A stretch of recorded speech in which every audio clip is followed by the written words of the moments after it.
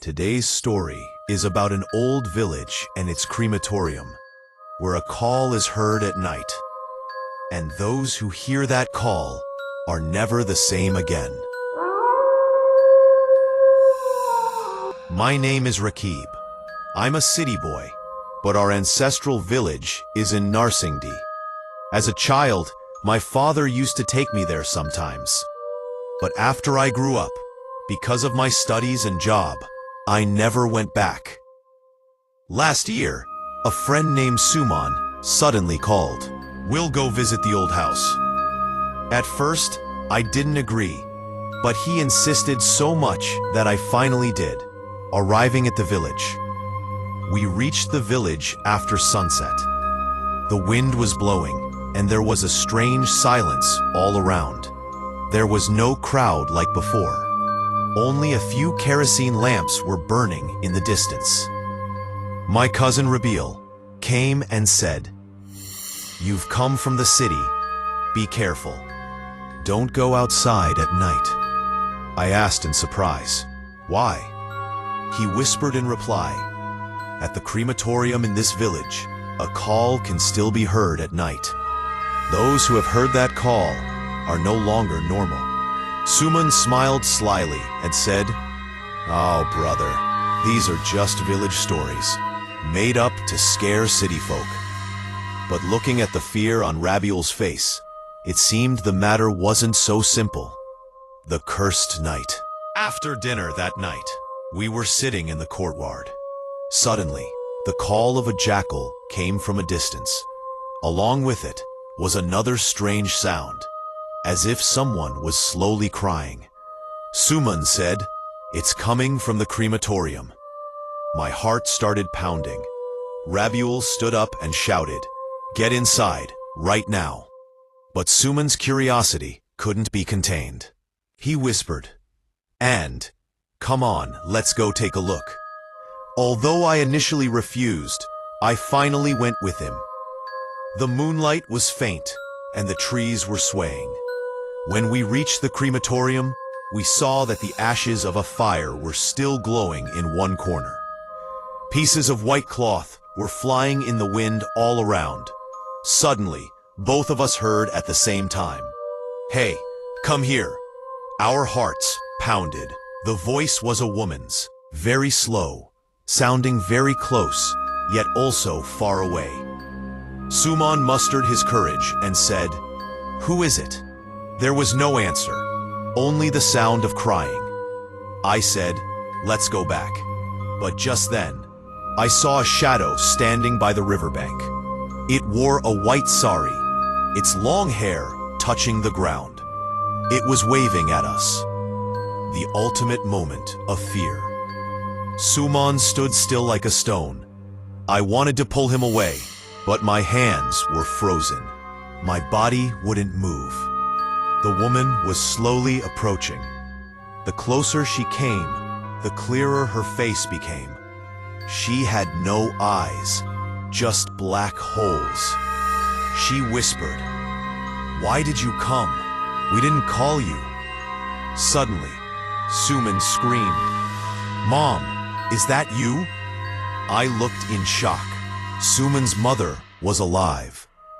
Suman ran towards the woman. I couldn't stop him.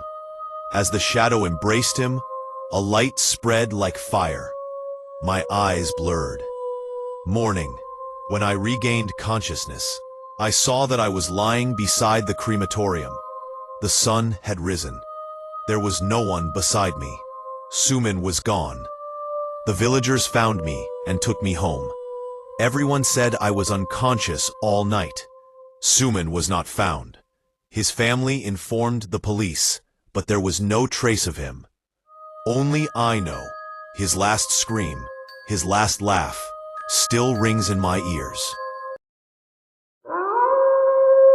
In a world where silence can be more haunting than any sound, there existed an old village forgotten by time and shrouded in mystery. The sun cast long shadows over the cracked pathways, and even during daylight, an eerie stillness enveloped the air. At night, however, the village transformed, filled with the spine-chilling calls of jackals mingling with whispers of the unseen. It was a place where anyone who dared to wander would never return quite the same. My name is Saiful, and I am a resident of Dhaka. My childhood was adorned with memories of my ancestral village in Kumilla, a vibrant place that now lay in ruin. After a 12-year absence, I found myself summoned back by the somber news of my grandmother's passing. As I drove into the village, I was met with an unsettling sight. The once bustling streets were now eerily quiet, with empty houses standing like ghosts in a forgotten past. The laughter of children and the chatter of neighbors had faded into the echoes of time. It was as if the village was slowly dying, its spirit drained away by the years. Arshad, my cousin, stood waiting for me at what used to be our family home. His eyes were filled with a peculiar dread that sent a shiver down my spine. "You've come after so long, you won't understand. No one goes out at night in this village," he whispered, casting wary glances around us. Taken aback, I pressed for an explanation. "Why?" He leaned closer, his voice a mere breath against the chilling wind. "You know the path to Korono-Pathorpura? If you go there, no one returns completely normal." That evening, after the burial, darkness enveloped the village and the power flickered out.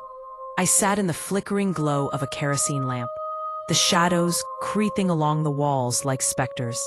Outside, the wind howled, a symphony of dread that filled my heart with unease. Suddenly, I noticed a shadow moving towards the old path in the distance. It resembled a person, yet its gait was unnatural, as if it were gliding rather than walking. "Who's there?" I called out, my voice trembling.